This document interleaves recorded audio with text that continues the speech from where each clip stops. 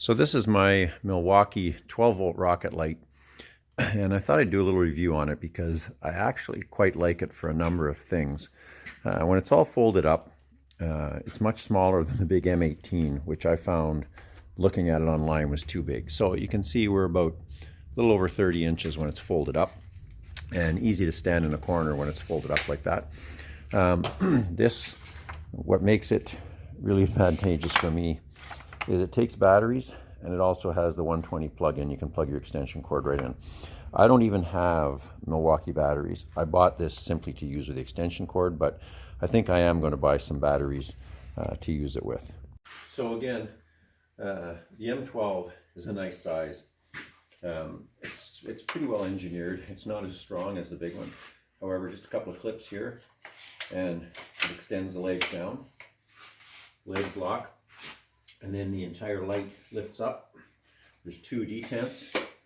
So you have the top section and you have the bottom section, which are separate detents. I wish they had the clamps, but actually it works okay. No problem without the clamp.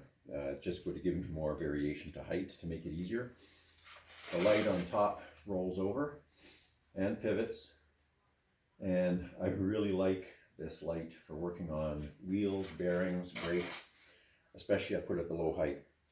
So because it has the plug-in, we can just plug this thing in and turn it on. Don't need the battery, and that's very handy for me.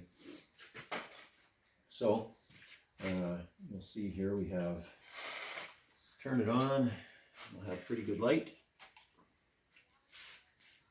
You can see it's got two brightnesses. I find I'm always using the bright when I'm under the hood or doing anything, but very good unit for, I have a hard time trying to always stick magnets under the hood.